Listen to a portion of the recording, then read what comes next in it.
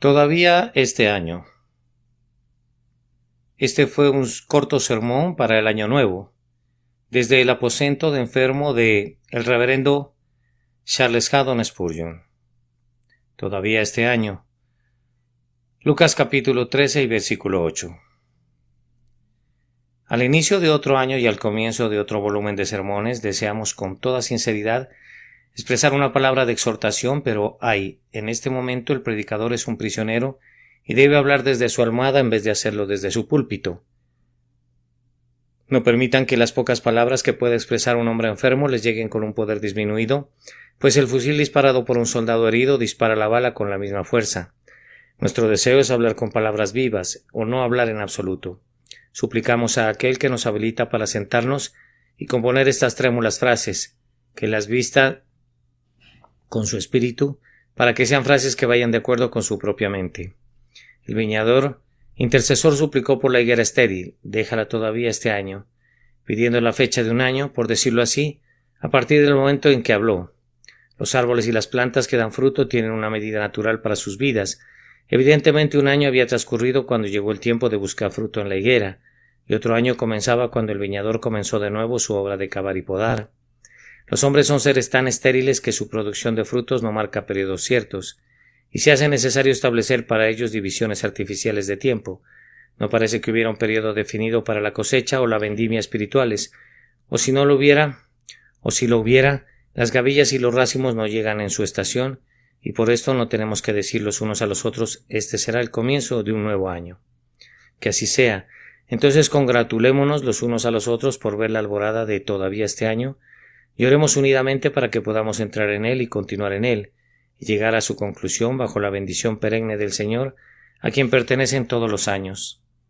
El comienzo de un nuevo año sugiere una mirada retrospectiva. Demos esa mirada resuelta y honestamente, todavía este año. Entonces hubo años anteriores de gracia. El viñador no estaba consciente por primera vez de la falla de la higuera, ni tampoco el dueño de la higuera había venido por primera vez buscando higos en vano. Dios, que nos da todavía este año, nos ha dado otros años previamente. Su paciente misericordia no es una novedad. Su paciencia ya ha sido puesta a prueba por nuestras provocaciones. Primero vinieron nuestros años juveniles, cuando incluso un pequeño fruto para Dios es peculiarmente agradable para Él. ¿Cómo los pasamos? ¿Se acumuló toda nuestra fuerza en la corteza silvestre y en la rama echada a perder? Si es así, bien podemos deplorar ese vigor desperdiciado, esa vida malgastada, ese pecado asombrosamente multiplicado. ¿Quién nos vio usar indebidamente aquellos meses de oro de la juventud? Nos proporciona todavía este año, y hemos de entrar en él con un santo celo para que la fuerza y el ardor que nos hubieran quedado no corran los mismos caminos de despilfarro como en los años anteriores. Siguiendo los talones de nuestros años juveniles, vinieron los años correspondientes a la temprana madurez, cuando comenzamos a formar un hogar y volvernos como un árbol plantado en su lugar. También entonces el fruto habría sido precioso. Produjimos algún fruto, presentamos al Señor un canastillo de fruta de verano, le ofrecemos las primicias de nuestra fuerza. Si lo hicimos así, bien podemos adorar la gracia que nos salvó tan tempranamente, pero si no fuera así, el pasado nos increpa, y alzando un dedo admonitorio, nos advierte que no permitamos que todavía este año siga el camino del resto de nuestras vidas. Aquel que hubiere desperdiciado la juventud y la mañana de la madurez, ha dedicado suficiente tiempo a la insensatez. El tiempo pasado debería bastarle para haber cumplido la voluntad de la carne. Sería un exceso de iniquidad permitir que todavía este año sea hollado en el servicio del pecado.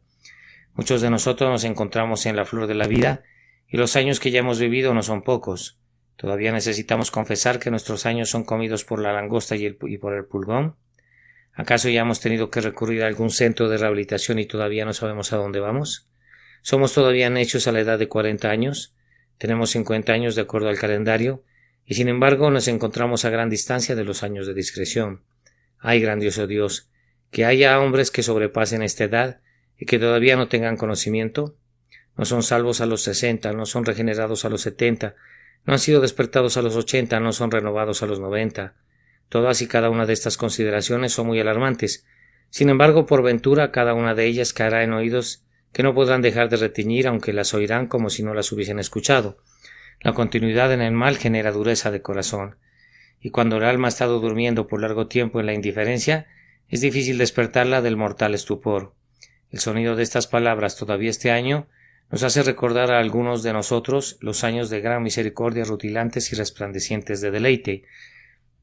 ¿Fueron colocados esos años a los pies del Señor?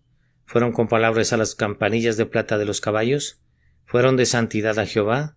Si no lo fueron, ¿cómo habremos de responder por ello? Si todavía este año debería ser musical con jubilosa misericordia, y sin embargo lo desperdiciamos en los caminos del abandono. Las mismas palabras nos recuerdan a algunos de nosotros nuestros años de severa aflicción, cuando en verdad cavaban alrededor nuestro y nos abonaban. ¿Cómo pasaron esos años? Dios estaba haciendo grandes cosas para nosotros, ejerciendo una labranza cuidadosa y costosa, cuidando de nosotros con un cuidado sumamente grande y sabio. ¿Produjimos de acuerdo al beneficio recibido? ¿Nos levantamos del lecho siendo más pacientes y mansos, destetados del mundo y unidos sólidamente a Cristo? ¿Produjimos racimos para recompensar al viñador de la viña? No rehusemos estas preguntas de autoexamen, pues pudiera ser que este resulte ser otro de esos años de cautividad, otra estación de horno y de crisol. Que el Señor nos conceda que la tribulación venidera nos libere de más paja que cualquiera de los años precedentes y deje el trigo más limpio y en mejores condiciones. El nuevo año también nos recuerda de las oportunidades de utilidad que han llegado y se han ido, y de resoluciones incumplidas que han florecido solo para marchitarse. ¿Será todavía este año como esos que han transcurrido antes? ¿No podríamos esperar que la gracia avanzara sobre la gracia ya ganada? ¿Y no deberíamos buscar poder para transformar nuestras promesas enfermizas en robusta acción? Mirando el pasado, lamentamos las insensateces por las cuales no querríamos ser mantenidos voluntariamente cautivos también este año, y adoramos la misericordia perdonadora, la providencia preservadora, la liberalidad ilimitada y el amor divino, de los cuales esperamos ser partícipes todavía este año. Si el predicador pudiera pensar con libertad, podría navegar en el texto a placer en muchas direcciones, pero él está débil y por ello debe dejarse ir con la corriente que lo lleva a una segunda consideración. El texto menciona una misericordia. Fue debido a una gran benignidad que le fuera permitido al árbol que inutilizaba la tierra permanecer otro año, y la vida prolongada siempre ha de ser considerada una bendición de misericordia. Hemos de ver todavía este año como una dádiva de la gracia infinita. Es malo hablar como si no nos importara nada la vida y considerar nuestra permanencia aquí como un mal o un castigo. Estamos aquí todavía este año como el resultado de las intercesiones del amor y el cumplimiento de los designios del amor. El hombre malvado debería considerar que la paciencia del Señor apunta a su salvación, y debería permitir que las cuerdas de amor lo atraigan a ella, o que el Espíritu Santo hiciera que el blasfemo, el quebrantador del día domingo y el vicioso ostentoso sintieran cuán grande portento es que sus vidas sean prolongadas, todavía este año. ¿Acaso se les concede vida para que maldigan y corran desenfrenados y desafíen a su Hacedor? ¿Acaso deberá ser este el único fruto de la paciente misericordia? Aquel que deja las cosas para más tarde y que ha desechado al mensajero del cielo con sus demoras y medias promesas, ¿no debería maravillarse de que se le permita ver todavía este año? ¿Cómo es que el Señor ha sido indulgente con él y ha tolerado sus vacilaciones y sus titubeos? ¿Acaso este año de gracia ha de ser malgastado de la misma manera? Las impresiones pasajeras, las resoluciones precipitadas y las prontas apostasías, ¿habrá de ser todo esto la misma historia trillada que se repita una y otra vez? La conciencia asustada, la tirana pasión, la emoción reprimida, ¿habrán de ser estas las señales de todavía otro año? Dios no quiera que ninguno de nosotros dude o posponga a lo largo de todavía este año. La piedad infinita detiene el hacha de la justicia. ¿Habrá de ser insultada esa justicia por la repetición de los pecados que provocaron que se alzara el instrumento de la ira? ¿Qué podría ser más atormentador para el corazón de la benignidad que la indecisión? Bien hace el profeta del Señor en ponerse impaciente y clamar: ¿hasta cuándo claudicaréis vosotros entre dos pensamientos? Muy bien, ¿puede Dios apremiar una decisión y exigir una respuesta inmediata? Oh alma indecisa, oscilarás mucho tiempo más entre el cielo y el infierno, y actuarás como si fuera difícil decidir entre la esclavitud de Satanás y la libertad del hogar de amor del grandioso Padre. Todavía este año te divertirás en el desafío de la justicia y pervertirás la generosidad de la misericordia, convirtiéndola en una licencia para una mayor rebelión. Todavía este año ha de ser el amor divino convertido en una ocasión para un pecado continuado.